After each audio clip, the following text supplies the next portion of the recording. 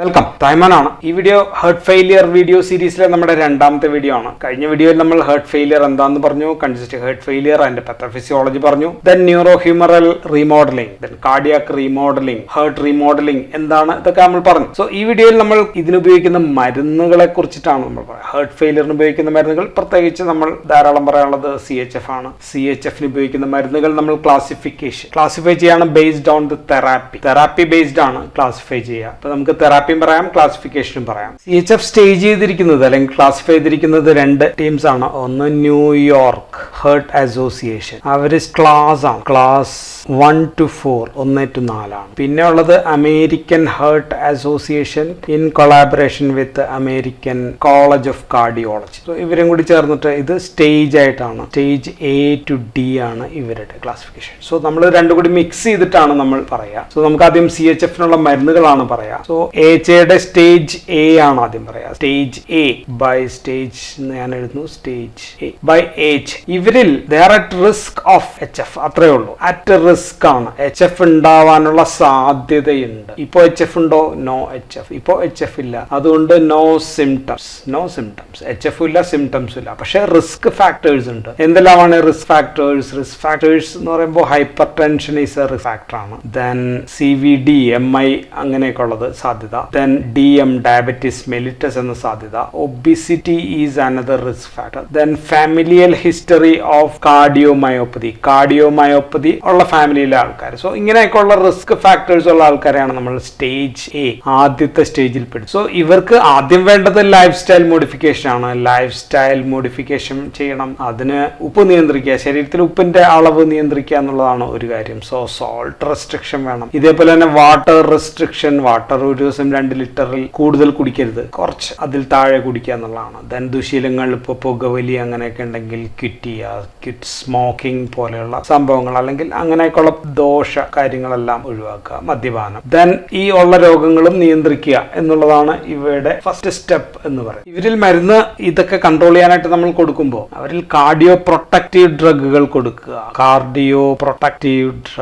കൊടുക്കുക എന്നുള്ളതാണ് നമ്മൾക്ക് ചെയ്യേണ്ട കാര്യം. സോ കാർഡിയോ പ്രൊട്ടക്റ്റീവ് മരുന്നുകൾ എന്ന് വെച്ച് കഴിഞ്ഞാൽ നമ്മൾ സിമ്പതറ്റിക് നെർവസ് സിസ്റ്റം ആക്ടിവേഷൻ വരുന്നു, അപ്പോഴത്തേക്കും cardiac remodelling, neuro humoral remodelling. So ഇതെല്ലാം തടയുന്ന മരുന്നുകളെയാണ് നമ്മൾ കാർഡിയോ പ്രൊട്ടക്റ്റീവ് ഡ്രഗുകൾ എന്ന് വിളിക്കുക. സിമ്പതറ്റിക് നെർവസ് സിസ്റ്റം ആക്ടിവേഷൻ മൂലമാണ് നമ്മൾ പറഞ്ഞു ഹൃദയത്തിൽ പ്രശ്നങ്ങൾ ഉണ്ടാകുന്നു, കിഡ്നിയിൽ റെനിൻ ആൻജിയോടെൻസിൻ സിസ്റ്റം ആക്ടിവേറ്റ് ചെയ്യുന്നു, ബ്ലഡ് വെസൽ. സോ ഇതെല്ലാം തടയുന്ന മരുന്നുകൾ കൊടുക്കുക. സോ അതിനെയാണ് നമ്മൾ കാർഡിയോ പ്രൊട്ടക്റ്റീവ് ഡ്രഗുകൾ എന്ന് പറയാം. സോ CHFന് നമ്മൾ ഉപയോഗിക്കുന്ന ആദ്യ ഗ്രൂപ്പ് ഓഫ് മരുന്നുകൾ എന്ന് പറയുന്നത് കാർഡിയോ പ്രൊട്ടക്റ്റീവ്സ് ആണ്. സോ അത് സ്റ്റേജ് A തൊട്ട് നമുക്ക് കൊടുത്തു തുടങ്ങാം. So first group of drugs cardio protective എന്ന് പറയുന്നത് ആദ്യത്തെ group ACE inhibitors. ACE inhibitors എന്ന് കേൾക്കുമ്പോൾ തന്നെ നമ്മുടെ മനസ്സിൽ പ്രിൽസ് എന്ന വാക്ക് വരും. ആൻജിയോടെൻസിൻ കൺവേർട്ടിംഗ് എൻസൈം ഇൻഹിബിറ്റേഴ്സ് പ്രിൽസുകളാണ്. കാപ്റ്റോപ്രിൽ ഉണ്ട്, ഇനലാപ്രിൽ, ലിസിനോ എല്ലാം പ്രില്ലാണ്. പെരിൻഡോ ഞാൻ കുറച്ച് എക്സാമ്പിൾ മാത്രം എഴുതാണ്. ട്രാൻഡോലാപ്രിൽ. സോ ഇങ്ങനെയൊക്കെയുള്ള പ്രില്ലുകൾ, ഇനിയും പ്രില്ലുകൾ. ഇനി ഇതേപോലെ തന്നെ AC ഇൻഹിബിറ്റേഴ്സിന് സമാനമായിട്ട് വർക്ക് ചെയ്യുന്ന വേറെ ഗ്രൂപ്പ് ഓഫ് മരുന്നുണ്ട്. അവയെ നമ്മൾ വിളിക്കുക ആൻജിയോടെൻസിൻ റിസപ്റ്റർ ആന്റഗോണിസ്റ്റ് അല്ലെങ്കിൽ ആൻജിയോടെൻസിൻ 2 റിസപ്റ്റർ ബ്ലോക്കർ എന്നോ ARBs എന്ന് നമുക്ക് വിളിക്കാം. ആ മരുന്നുകളെല്ലാം തന്നെ സർട്ടാൻസിൽ അവസാനിക്കുന്ന മരുന്നുകളാണ്. സർട്ടാൻസ് ഏതാണ് എക്സാമ്പിൾ? ലോസാർട്ടാൻ ഉണ്ട്, വൽസർട്ടാൻ ഫേമസ് ആണ്, ഇർബർസർട്ടാൻ, കാൻഡിസാർട്ടാൻ. സോ ഇങ്ങനെയൊക്കെയുള്ള മരുന്നുകൾ. ഇനിയും ധാരാളം സാർട്ടാൻസ് ഉണ്ട്, ഞാൻ കുറച്ച് എക്സാമ്പിൾസ് എഴുതി എന്ന് മാത്രം. So AC inhibitors and ARB ഇത് രണ്ടും കാർഡിയോ പ്രൊട്ടക്റ്റീവ് ഡ്രഗുകളാണ്. ഇനി കാർഡിയോ പ്രൊട്ടക്റ്റീവ്സിലെ മൂന്നാമത്തെ വിഭാഗം മരുന്ന്, third group of cardio protective drug എന്ന് പറയുന്നത് ബീറ്റാ ബ്ലോക്കേഴ്സ് ആണ്. നമുക്ക് ബീറ്റാ ബ്ലോക്കേഴ്സ് എന്ന് കേൾക്കുമ്പോഴത്തേക്കും ചിലപ്പോൾ അതിശയം വരും, കാരണം ഇത് ഹൃദയം ഫെയിലിംഗ് ആണ്, ഫെയിലിംഗ് ഹാർട്ടിന് വീണ്ടും കാർഡിയാക് ഡിപ്രസന്റോ എന്ന് ചോദിച്ചു കഴിയുമ്പോഴത്തേക്കും ബീറ്റാ ബ്ലോക്കേഴ്സ് എല്ലാം നമ്മൾ അങ്ങനെ കൊടുക്കുന്നില്ല. ബീറ്റാ ബ്ലോക്കേഴ്സ് ഫെയിലിംഗ് ഹാർട്ടിനെ കൂടുതൽ ദോഷകരമായി ബാധിക്കും എന്നാണ് നമ്മൾ കരുതുന്നതെങ്കിലും കുറഞ്ഞ അളവിൽ സാവധാനം കൊടുക്കുന്ന പക്ഷം ദീർഘനാൾ കൊണ്ട് ഹൃദയത്തെ പ്രൊട്ടക്ട് ചെയ്യുന്ന കാർഡിയോ പ്രൊട്ടക്റ്റീവ് ഡ്രഗ് ആയിട്ടാണ് beta blocker. So these are one of the best cardio protective drug. So acute CHFലൊക്കെ ഇതിന് നേർവിപരീതമായ ബീറ്റാ അഗോണിസ്റ്റുകളാണ് നമ്മൾ കൊടുക്കുക ഇൻ അക്യൂട്ട് ഹേർട്ട് ഫെയിലിയറിൽ. ഇത് നമ്മൾ CHFലെ കാര്യമാണ്. CHFൽ നമുക്ക് ബീറ്റാ ബ്ലോക്കേഴ്സ് കൊടുക്കാം, ബീറ്റ ബ്ലോക്കേഴ്സ് കേൾക്കുമ്പോൾ ചാടി കയറി പ്രൊപ്രാനലോൾ എന്ന് എഴുതി വെച്ച് കഴിഞ്ഞാൽ പണി പാടും. പ്രൊപ്രാനലോൾ കൊടുക്കാൻ പാടില്ല, പ്രൊപ്രാനലോൾ ദോഷകരമാണ്, അപ്രൂവ്ഡ് അല്ല. ആകെ 4 ബീറ്റ ബ്ലോക്കേഴ്സ് മാത്രമാണ് അപ്രൂവ്ഡ്. വൺ ഈസ് ബിസോപ്രോലോൾ ആണ് ഒരു മരുന്ന്, ബിസോപ്രോലോൾ. എല്ലാം ലോളിൽ അവസാനിക്കുന്ന മരുന്നാണ്. രണ്ടാമത്തത് മെറ്റോപ്രോലോൾ ആണ്. മെറ്റോപ്രോലോൾ തന്നെ അതിന്റെ സക്സിനേറ്റ്, മെറ്റോപ്രോലോൾ സക്സിനേറ്റ് എസ്റ്റർ മാത്രമാണ് അപ്രൂവ്ഡ് എന്ന് മനസ്സിലാക്കുക. അടുത്ത മരുന്ന് നെബിവോലോൾ ഈസ് ഓൾസോ അപ്രൂവ്ഡ്. ഇത് മൂന്നും ബീറ്റ 1 ബ്ലോക്കേഴ്സ് മാത്രമാണ്, selective beta 1, cardio selective beta 1 blockers. ഇനി ഒരു മരുന്ന് കൂടി അപ്രൂവ്ഡ് ആണ്, അതിന്റെ പേര് കാർവെഡിലോൾ ആണ്. കാർവെഡിലോൾ പക്ഷെ ബീറ്റ 1 പ്ലസ് ബീറ്റ 2 ആക്ഷൻ ഉള്ള മരുന്നാണ്. സോ ഇത്രയും 4 മരുന്നുകൾ മാത്രമാണ് CHF അപ്രൂവ്ഡ് ആയിട്ടുള്ള ബീറ്റ ബ്ലോക്കേഴ്സ് എന്ന് പറയും. ഇനി ബീറ്റ ബ്ലോക്കേഴ്സ് പോലെ തന്നെ മറ്റൊരു കാർഡിയോ പ്രൊട്ടക്റ്റീവ് ഉണ്ട്. ആ കാർഡിയോ പ്രൊട്ടക്റ്റീവ് ഹൃദയത്തിന്റെ ആക്ഷൻ ഒക്കെ കുറച്ച് നിർത്തുന്നതാണ്. അമേരിക്കയിലൊന്നും അപ്രൂവ്ഡ് അല്ല, പക്ഷെ UK-ലും ഇന്ത്യയിലും ഒക്കെ അപ്രൂവ്ഡ് ആണ്. ആ മരുന്നിന്റെ പേര് ഐവാബ്രാഡിൻ എന്ന് പറയുന്ന ഒരു മരുന്ന്, ഐവാബ്രാഡിൻ. അപ്പൊ ഇത് 4ാമത്തെ ഗ്രൂപ്പായിട്ട് പെടുത്താം. ഇത് ഫണ്ണി ചാനൽ ഇൻഹിബിറ്റർ ആണ്. ഫണ്ണി ചാനൽ അല്ലെങ്കിൽ HCN channel, hyper polarisation or cyclic nucleotide gated ion channel inhibitor ആണ്. ഹൃദയത്തിന്റെ ഹൃദയമിടിപ്പ് അതാണ് പ്രധാനം. SA നോഡിലാണ് ഇതിന്റെ ആക്ഷൻ. അത് കുറച്ച് നിർത്തുന്ന മരുന്നാണ്. ചില സന്ദർഭങ്ങളിൽ അതും നമുക്ക് ഉപയോഗിക്കേണ്ടി വരും. ഇനി അടുത്ത ഗ്രൂപ്പ് ഓഫ് കാർഡിയോ പ്രൊട്ടക്റ്റീവ്സ് 4ാമത്തെ കഴിഞ്ഞു. 5ാമത്തെ കാർഡിയോ പ്രൊട്ടക്റ്റീവ് എന്ന് പറയുന്നത്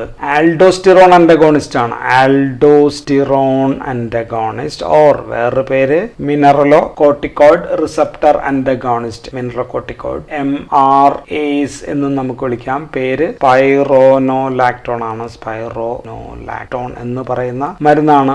അതിന്റെ തന്നെ അനദർ വെറൈറ്റി ആണ് എപ്ലിറിനോൺ എന്ന് പറയുന്ന മരുന്ന്. So this both are potassium sparing diuretic കൂടിയാണ്. And this is also a cardio protective drug. ഇനി 6ാമത്തെ cardio protective drug, 6th group of cardio protective drug എന്ന് പറയുന്നത് SACU, സാക്യുബിട്രിൽ. സാക്യുബിട്രിൽ ഒറ്റയ്ക്കല്ല, സാക്യുബിട്രിൽ പ്ലസ് വൽസാർട്ടാൻ. വൽസാർട്ടാൻ നമ്മൾ ARBs നമ്മൾ കേട്ടതാണ്, ഇർബർസാർട്ടാൻ, വൽസാർട്ടാൻ. സോ സാക്യുബിട്രിൽ വിത്ത് വൽസാർട്ടാൻ. സാക്യുബിട്രിൽ എന്താണെന്ന് ചോദിച്ചാൽ ഇറ്റ്സ് എ നെപ്രിലൈസിൻ ഇൻഹിബിറ്റർ ആണ്. നെപ്രിലൈസിൻ ഇൻഹിബിറ്റർ എന്ന വിഭാഗത്തിൽ മരുന്നാണ്. And this increase the amount of atrial natriuretic peptide ANP അല്ലെങ്കിൽ BNP, CNP അവയുടെയൊക്കെ ലെവൽ വർദ്ധിപ്പിക്കുന്ന മരുന്ന്. അപ്പോൾ സംഭവം ഡീഗ്രഡേഷൻ ഉണ്ടാക്കുന്നതാണ് നെപ്രിലൈസിൻ. അതിനെ തടയുന്നതാണ് ഇൻഹിബിറ്റർ ആണ് സാക്യുബിട്രിൽ എന്ന് പറയുന്ന മരുന്ന്. ഇനി 7ാമത്തെ ഗ്രൂപ്പ് ഓഫ് കാർഡിയോ പ്രൊട്ടക്റ്റീവ്സ് ഞാൻ പറയുന്നത് ആർട്ടറിയെയും വെയിനെയും ഒരേപോലെ ഡയലേറ്റ് ചെയ്യുക. ആർട്ടറി പ്ലസ് വെയിനെ ഡയലേറ്റ് ചെയ്യും. പക്ഷേ ഇത് കാർഡിയോ പ്രൊട്ടക്റ്റീവ് ആയിട്ട് നമ്മൾ ഉപയോഗിക്കാറുണ്ട്. സോ ഡയലേറ്റ് ചെയ്യുന്ന മരുന്നാണ്. ഒന്ന് ഹൈഡ്രലസിൻ പ്ലസ് ഐസോസോർബേറ്റ് ഡൈനൈട്രേറ്റ്. ഐസോസോർബേറ്റ് ഡൈനൈട്രേറ്റ് വെയിന് ഡയലേറ്റ് ചെയ്യുന്നു, ഇത് ആർട്ടറിയെ ഡയലേറ്റ് ചെയ്യുന്നു. സോ രണ്ടും കൂടി ചേരുമ്പോൾ രണ്ടിനെയും ഡയലേറ്റ് ചെയ്യുന്നു. ബൈഡിൽ എന്ന് പറയുന്ന മരുന്ന്. Bi means 2, dil means dilation. So രണ്ടിനെയും ഡയലേറ്റ് ചെയ്യുന്ന മരുന്ന്. ഹൈപ്പർ ടെൻഷൻ ഉപയോഗിക്കുന്ന പല മരുന്നുകളാണ് ഇവിടെ എഴുതി വെച്ചിരിക്കുന്നത്. സോ അങ്ങനെയാണെങ്കിൽ കാൽഷ്യം ചാനൽ ബ്ലോക്കേഴ്സ് എഴുതാമോ എന്ന് ചോദിച്ചു കഴിഞ്ഞാൽ എഴുതാൻ പാടില്ല. കാൽഷ്യം ചാനൽ ബ്ലോക്കർ ഇനി എഴുതി പോയാലും നമുക്ക് ആംലോഡിപിൻ പോലെയുള്ള ഡിപിൻസ് നമുക്ക് എഴുതാം, അല്ലെങ്കിൽ ഡൈഹൈഡ്രോപിരിഡിൻസ് ഗ്രൂപ്പിലെ നമുക്ക് എഴുതാൻ നിഫിഡിപിൻ, ആംലോഡിപിൻ അത്യാവശ്യം, because these as arterial dilators ആണ്. So these can reduce the afterload കുറയ്ക്കാനായിട്ട് പറ്റും. മറ്റ് 2 മരുന്നുകൾ വെറാപ്പമിൽ ആൻഡ് ഡിൽറ്റിയാസം, ഇത് രണ്ടും അബ്സല്യൂട്ട്ലി കോൺട്രാ ഇൻഡിക്കേറ്റഡ് ആണ് എന്ന് കൂടി ഓർക്കുക. അപ്പൊ അതുകൊണ്ട് കഴിയുന്നതും കാൽഷ്യം ചാനൽ ബ്ലോക്കേഴ്സ് എഴുതണ്ട, വിട്ടു നിൽക്കുക. ഇനി 8ാമത്തെ ഗ്രൂപ്പ് സാധാരണ പുസ്തകങ്ങളിലൊന്നും ഇല്ല, ഒരു പുസ്തകങ്ങളിലും ആഡ് ചെയ്ത് തുടങ്ങിയിട്ടില്ല, അതായിരിക്കാം. സോ പുതിയൊരു ഗ്രൂപ്പ് മരുന്നാണ്, ഗൈഡ് ലൈൻസിൽ വന്ന് തുടങ്ങിയിട്ടുണ്ട്.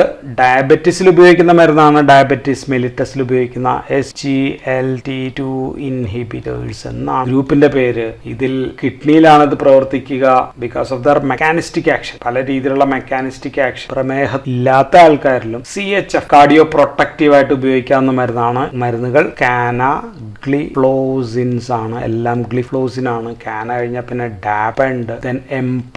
ഇത് 3ഉം അപ്രൂവ്ഡ് ആണ്. വേറെ ഒരുപാട് ഗ്ലിഫ്ലോസിൻസ് ഇപ്പൊ അപ്രൂവലിന് വേണ്ടി വന്നുകൊണ്ടേയിരിക്കുന്നുണ്ട്. സോ ഗ്ലിഫ്ലോസിൻസ് കൂടി ഞാൻ ചേർക്കുകയാണ്. സാധാരണ നിങ്ങളുടെ ടെക്സ്റ്റ് ബുക്കുകളിൽ നോക്കിയാൽ കാണില്ല, പക്ഷെ ആ പുതിയ എഡിഷൻസ്, ഇനിയുള്ള എഡിഷൻസിലേക്ക് ഈ ഗ്രൂപ്പ് ഓഫ് മരുന്നുകൾ കൂടി CHF ഉപയോഗിക്കുന്ന കാർഡിയോ പ്രൊട്ടക്റ്റീവ് ഡ്രഗുകളായിട്ട് വരും. സോ ദീസ് 8 ഗ്രൂപ്പ് ഞാൻ പറഞ്ഞു. ഇത്രയും ഗ്രൂപ്പുകളാണ് കാർഡിയോ പ്രൊട്ടക്റ്റീവ്. സോ മിക്കവാറും നമ്മൾ ഇതിലേതെങ്കിലും ഒന്നായിരിക്കും, ACEയിലോ ARAയിലോ ഏതെങ്കിലും ആയിരിക്കും നമ്മൾ ചൂസ് ചെയ്യുക. അതിന്റെ കൂടെ പിന്നീട് അടുത്ത സ്റ്റെപ്പ് ഒക്കെ ആകുമ്പോഴത്തേക്കായിരിക്കും നമ്മൾ ആൽഡോസ്റ്റിറോണോ സാക്ബ്യൂട്ടലോ അങ്ങനെയൊക്കെയുള്ള മരുന്നുകൾ കൂടി ചേർക്കും. And this is also diabetes mellitus കൂടി ഉണ്ടെങ്കിൽ മിക്കവാറും ഇതായിരിക്കും സാധാരണ രീതിയിൽ ഇപ്പോൾ ഉള്ള കാലത്ത് ഉപയോഗിക്കും. രണ്ടാമത്തെ സ്റ്റേജ് AHAന്റെ സ്റ്റേജ് B ആണ്. Stage B. ഈ സ്റ്റേജ് ബിയിൽ ഇപ്പോഴും നോ സിംറ്റംസ് ഇല്ല, നോ സിംറ്റം. പക്ഷേ there is structural heart disease ഉണ്ട്. സ്ട്രക്ചറൽ ഹേർട്ട് ഡിസീസസ് അവരിൽ ഉണ്ട്. ദർ ഈസ് റീമോഡലിംഗ് നടന്നുകൊണ്ടിരിക്കുന്നുണ്ട് ഇന്ന ആൾക്കാർ. And they have increased filling പ്രഷറും അല്പം കൂടും. സോ ഈ സ്റ്റേജ് AHAയുടെ B ആണെങ്കിൽ ന്യൂയോർക്ക് ഹേർട്ട് അസോസിയേഷന്റെ ക്ലാസ് 1 ഇവിടെയാണ് തുടങ്ങുന്നത്. സോ ഇതിനെ നമുക്ക് പ്രീ ഹേർട്ട് ഫെയിലിയർ സ്റ്റേജ് എന്ന് വിളിക്കാം. Pre heart failure stage. ഇവിടെ നമുക്ക് പ്രത്യേകിച്ച് പുതിയ മരുന്നുകളൊന്നും തന്നെ ഇല്ല നമുക്ക് കൊടുക്കാൻ. ഇവിടെ കാർഡിയോ പ്രൊട്ടക്റ്റീവ്സ് നമ്മൾക്ക് കൊടുക്കാം. മിക്കവാറും ആൽഡോസ്റ്റിറോൺ, ആന്റഗോണിസ്റ്റോ, മിനറലോകോർട്ടിക്കോയിഡ് അല്ലെങ്കിൽ സ്പൈറനോലാക്ടോൺ പോലെയുള്ള ഡ്രഗുകൾ ഈ സ്റ്റേജിലായിരിക്കും ചിലപ്പോൾ ആഡ് ചെയ്യുക. എപ്ലിറിനോണ, സ്പൈറനോലാക്ടോൺ ഒക്കെ ആഡ് ചെയ്യാം. കാർഡിയോ പ്രൊട്ടക്റ്റീവ്സ്. ചിലരിൽ ഈ സമയത്ത് ഇംപ്ലാന്റബിൾ കാർഡിയോവെർട്ടർ, ഡീഫിബ്രിലേറ്റർ ഈ സമയത്ത് അങ്ങ് വെച്ചു കൊടുക്കും. ഈ സാധനം വെച്ചു കൊടുത്തിട്ട് പിടിപ്പിച്ചിട്ട് ആയിരിക്കും വിടുക. സോ അവർക്ക് കുറെ പ്രശ്നങ്ങൾ അപ്പോൾ ഒഴിവാകും. ഇനി മറ്റ് സ്ട്രക്ചറൽ ചേഞ്ചസ് ഉണ്ടെന്ന് പറഞ്ഞു, മറ്റ് വേറെ പ്രശ്നങ്ങളൊക്കെ ഉണ്ടെങ്കിൽ അതിനുവേണ്ടിയുള്ള ട്രീറ്റ്മെന്റ് മെത്തേഡ്സ് കൂടി ചൂസ് ചെയ്യുക. സോ ഇവിടെയും എസെൻഷ്യലി സെയിം കാർഡിയോ പ്രൊട്ടക്റ്റീവ് ഡ്രഗുകൾ തന്നെയാണ് യൂസ് ചെയ്യുക. അടുത്ത സ്റ്റേജ് C ആണ്. സ്റ്റേജ് സിയിൽ നമ്മൾ ന്യൂയോർക്ക് ഹേർട്ട് അസോസിയേഷന്റെ നമ്മൾ ക്ലാസ് 2ഉം ക്ലാസ് 3ഉം ഉൾപ്പെടുത്തുകയാണ്. Depends upon the condition of patient. ഇവിടെ current or previous symptoms of symptoms of heart failure ഉണ്ട്, അവരിൽ സിംറ്റംസ് ഉണ്ട്. അപ്പൊ നമുക്ക് പ്രൊട്ടക്റ്റീവ്സ് മാത്രം കൊടുത്തോണ്ടിരുന്നാൽ പോരാ, CHFന്റെ ലക്ഷണങ്ങൾ കൂടി തടയാനുള്ള മരുന്ന് കൊടുക്കണം. Heart is damaged, so cardiac protectives plus symptoms കുറയ്ക്കുന്ന മരുന്നുകൾ കൂടി നമുക്ക് കൊടുക്കാം. സപ്പോസ് ഇവരിൽ മൈൽഡ് ആണ്, ഇപ്പൊ ചിലരിൽ കഠിനമായ എക്സസൈസ് ചെയ്യുമ്പോൾ മാത്രമേ ലക്ഷണമുള്ളൂ എങ്കിൽ അങ്ങനെയുള്ള മരുന്നുകൾ കൊടുക്കുക. ദെൻ കഠിനമായിട്ടുള്ള ലഘുവായിട്ടുള്ള ചെയ്യുമ്പോഴും അവർക്ക് കൂടുതൽ പ്രശ്നങ്ങളുണ്ട്, എക്സസൈസ് പ്രെസിപ്പിറ്റേറ്റ് ചെയ്യുന്നുണ്ടെങ്കിൽ. സോ അതനുസരിച്ചിട്ട് വേണം നമുക്ക് ഇവർക്ക് മരുന്ന് കൊടുക്കാൻ. സോ ഇവിടെ നമ്മൾ നോക്കുക, ഇവരുടെ ഇജക്ഷൻ ഫ്രാക്ഷൻ ആണ് നോക്കുക. ഇജക്ഷൻ ഫ്രാക്ഷൻ എത്ര വരുന്നുണ്ട് പുറത്തേക്ക്. ഇജക്ഷൻ ഫ്രാക്ഷൻ നോർമൽ ആണെങ്കിൽ, if the ejection fraction is normal, അങ്ങനെയാണെങ്കിൽ ഇവരുടെ drug of choice will be നമുക്ക് ഡയൂററ്റിക്സ് കൊടുത്താൽ മതി.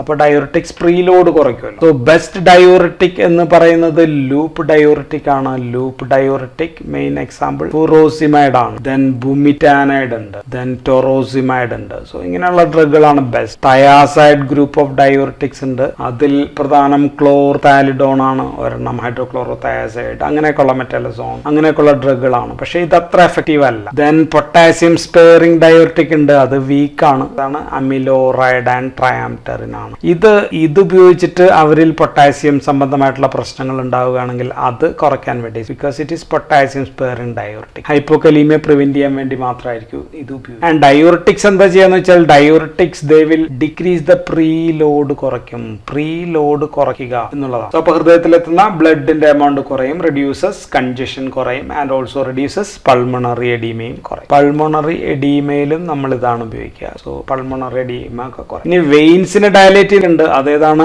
ISDN ആണ്, ഐസോസോർബേറ്റ് ഡൈനൈട്രേറ്റ്. പക്ഷെ ഇത് ഡയസ്റ്റോളിക് ഹേർട്ട് ഫെയിലിയർ ആണെങ്കിൽ നമുക്ക് ഇത് കൊടുക്കാൻ പാടില്ല, കാരണം ഓൾറെഡി അവരിൽ ഫില്ലിംഗ് കുറവാണ്. ദെൻ പ്രീലോഡും കൂടി കുറയ്ക്കുമ്പോൾ കൂടുതൽ ഫില്ലിംഗ് കുറയും. അതുകൊണ്ട് ഡയസ്റ്റോളിക് ഹേർട്ട് ഫെയിലിയർ ആണെങ്കിൽ ഐസോസോർബേറ്റ് പോലുള്ള വെയിനോ ഡയലേറ്റേഴ്സ് നമുക്ക് ഒഴിവാക്കുക. ദെൻ സോഡിയം നൈട്രോപ്രൊസൈഡ് ഉണ്ട്, നമുക്ക് ഉപയോഗിക്കാം. അത് വെയിൻസിനെയും ആർട്ടറിയും ഡയലേറ്റ് ചെയ്യുന്നതാണ്. ദെൻ വെയിൻസിനെയും ആർട്ടറിയും ഡയലേറ്റ് ചെയ്യുന്ന മറ്റു മരുന്ന് പറഞ്ഞു, ഹൈഡ്രലൈസിൻ പറഞ്ഞു, ISDN രണ്ടും കൂടി ചേർത്ത് കൊടുക്കുന്ന പരിപാടി നമുക്ക് ചെയ്യാം. സോ ഇവിടെ നമ്മൾ essentially we are using diuretics ഡ്രഗുകളാണ് നമ്മൾ ഇവിടെ ഉപയോഗിക്കുന്നത്. ഇവിടുത്തെ രണ്ടാമത്തെ കേസ് ഞാൻ പറഞ്ഞു, ഇത് ഇജക്ഷൻ ഫ്രാക്ഷൻ നോർമൽ ആണെങ്കിലാണ്. ഇഫ് ഇജക്ഷൻ ഫ്രാക്ഷൻ കുറവാണ്, 55% താഴെ ആണെങ്കിൽ നമുക്ക് എന്ത് ചെയ്യണം, നമുക്ക് നമ്മുടെ ഹൃദയത്തെ ഒന്ന് ഉത്തേജിപ്പിച്ചിട്ട് കൂടുതൽ ബ്ലഡ് പമ്പ് ചെയ്യിപ്പിച്ചേ പറ്റും. സോ ഇവിടെ നമുക്ക് ഹൃദയത്തിന്റെ ഫോഴ്സ് ഓഫ് കൺട്രാക്ഷൻ വർദ്ധിപ്പിക്കുന്ന മരുന്നുകളാണ് നമുക്ക് വേണ്ടത്. ഇവിടെ നമുക്ക് അപ്പോൾ ഉപയോഗിക്കേണ്ടത് ഇനോട്രോപിക് ഡ്രഗുകളാണ്.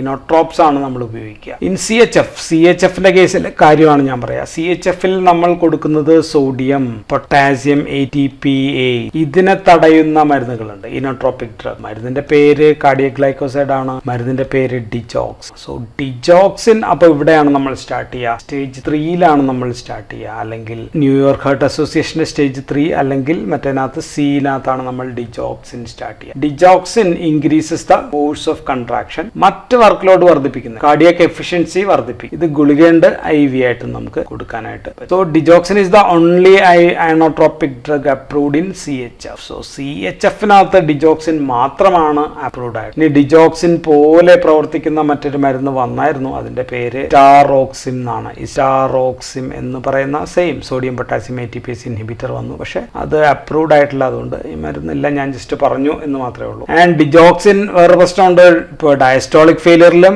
ഇത് കൊടുക്കാൻ പാടില്ല എന്ന് പറഞ്ഞ പോലെ ഡിജോക്സിൻ കൊടുക്കാൻ പാടില്ല. കാരണം ഇവിടെ ഫില്ലിംഗ് അല്ലെങ്കിൽ ഇജക്ഷൻ ഫ്രാക്ഷൻ ഓൾറെഡി കുറവാണ്. അപ്പോൾ digoxin cannot be used in diastolic heart failure. Digoxin കൊടുക്കാൻ പറ്റില്ല. ഓൺലി ഇൻ സിസ്റ്റോളിക് ഹാർട്ട് ഫെയിലിയറിൽ ഇനോട്രോപിക് ഡ്രഗ് ആയിട്ട് മാത്രമാണ് നമുക്ക് കൊടുക്കുക. ഇനി നമ്മൾ ക്ലാസിഫിക്കേഷൻ പഠിക്കുമ്പോൾ എപ്പോഴും ഇനോട്രോപ്സ് വേറെയും കുറെ മരുന്നുകൾ നമ്മൾ പഠിക്കാറുണ്ട്. ഇനോട്രോപിക് ഡ്രഗുകൾ കൺജസ്റ്റീവ് ഹാർട്ട് ഫെയിലിയറിൽ ആക്ച്വലി നമ്മൾ പറഞ്ഞു ഡിജോക്സിൻ മാത്രമാണെന്ന് പറഞ്ഞു. ഇതെല്ലാം കൊടുക്കുന്നത് അക്യൂട്ട്ലി ഡീകമ്പൻസേറ്റഡ്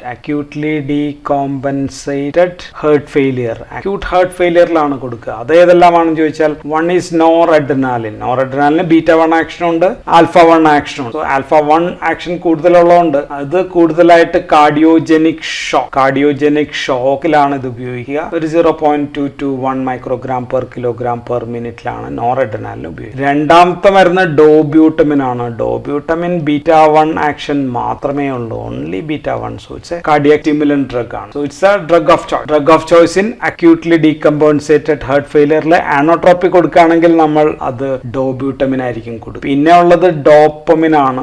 ഡോപ്പമിൻ നമ്മൾ ഏകദേശം പല ഡോസിൽ കൊടുക്കാം. അത് 2 to 10 microgram per kilogram per minute ആണെങ്കിൽ അതിന് β1 ആക്ഷൻ. ദെൻ സം കിഡ്നിയിൽ നല്ല ഗുണങ്ങളായിട്ടുള്ള ആക്ഷൻ ഉണ്ട്, ഡയവററ്റിക് പോലെയുള്ള ആക്ഷൻ കൂടിക്കുക. So this we can use in right sided heart failure and also in left sided heart ഫെയിലിയറിലും നമുക്ക് കാർഡിയാക് ആനോട്രോപിക് ഡ്രഗ് ആയിട്ട് നമുക്ക് ഉപയോഗിക്കാം. ഇനി ഇതേപോലെ ഉപയോഗിക്കുന്ന മറ്റു ചില ഇനോട്രോപിക് ഡ്രഗുകൾ, ഇനോട്രോപിക് പ്ലസ് വാസോഡയലേഷൻ കൂടിയുണ്ട്. അതുകൊണ്ട് നമുക്ക് അവയെ ഇനോഡയലേറ്റേഴ്സ് എന്ന് വേണമെങ്കിൽ വിളിക്കാം. ഒരു group of drug is phosphodiesterase, PDE3 inhibitors ആണ്. Phosphodiesterase inhibitors. പ്രധാനപ്പെട്ട famous drug or approved drug is milrinone ആണ് അപ്രൂവ്ഡ് ഡ്രഗ്. ഇതിന് വാസോഡയലേറ്റർ ആക്ഷൻ കൂടി ആനോട്രോപിക് ആക്ഷൻ ഉണ്ട്, വാസോഡയലേഷൻ. ദെൻ അംറിൻ എന്ന് പറയുന്ന ഒരു മരുന്നുണ്ടായിരുന്നു, അതിനെ ഇപ്പോൾ ഇമാംറിനോൺ എന്ന് വിളിക്കും. ദെൻ ഇനോക്സിനോൺ ഉണ്ട്, വെസ്നാറിനോൺ ഉണ്ട്. പക്ഷെ അന്ന് അപ്രൂവ്ഡ് അല്ല, ഓൺലി മിൽറിനോൺ ആണ് ഇപ്പൊ approved. Then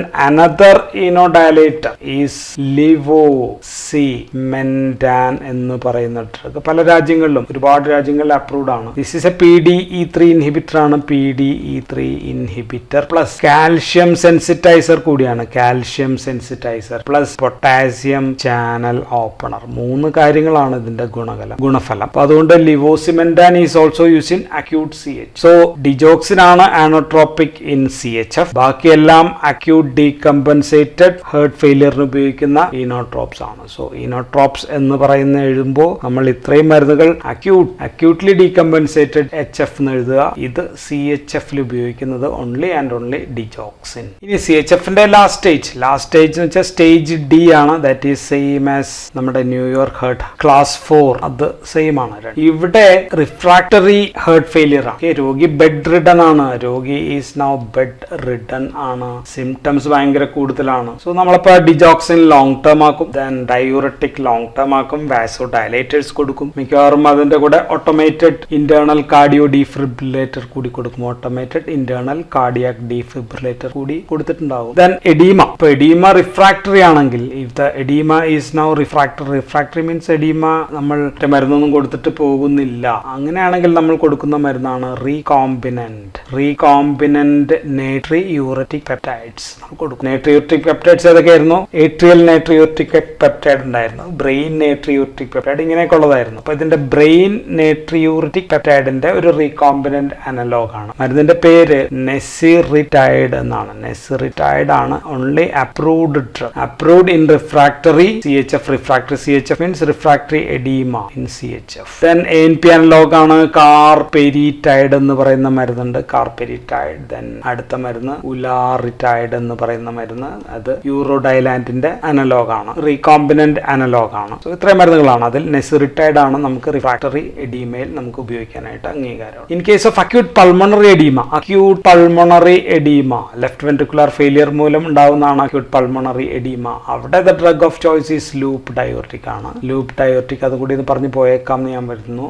then we will give morphine ആയിരിക്കും നമ്മൾ അടുത്ത മരുന്നായിട്ട് കൊടുക്കുക. ദെൻ നൈട്രോഗ്ലിസറിൻ IV നമുക്ക് കൊടുക്കും, ഓക്സിജൻ കൊടുക്കണം. ദെൻ പേഷ്യന്റിനെ എഴുന്നേറ്റിപ്പിച്ചിരുത്തുക, പോപ്പിംഗ് അപ്പ് ദ പേഷ്യന്റ്. പ്രത്യേക പൊസിഷനിലൊക്കെ ഇരുത്തി കഴിയുമ്പോൾ കുറെ ആശ്വാസം നമുക്ക് കിട്ടും. So this also acute pulmonary എഡീമയും CHF ആയിട്ട് ബന്ധപ്പെട്ട് വരുന്ന അസുഖമാണ്. അതുകൊണ്ടാണ് ഞാൻ അതും പറഞ്ഞത്. So these are the drugs used in CHF. അപ്പോൾ നമ്മൾ പറഞ്ഞത് കാർഡിയോ പ്രൊട്ടക്റ്റീവ്സ് പറഞ്ഞു. കാർഡിയോ പ്രൊട്ടക്റ്റീവ്സിൽ നമ്മൾ ഒരുപാട് ഗ്രൂപ്പുകൾ പറഞ്ഞു, വീണ്ടും റിപ്പീറ്റ് ചെയ്യുന്നില്ല. ദെൻ പിന്നെ ഡയൂററ്റിക്സ് നമ്മൾ പറഞ്ഞു, വിവിധ തരം ഡയൂററ്റിക്സ് നമ്മൾ പറഞ്ഞു. പിന്നെ നമ്മൾ പറഞ്ഞത് ഇജക്ഷൻ ഫ്രാക്ഷൻ കുറവാണെങ്കിൽ ഇനോട്രോപിക് ഡ്രഗുകൾ പറഞ്ഞു. അതിൽ ഡിജോക്സിൻ ആണ് നമ്മൾ CHF-ന് കൊടുക്കുക.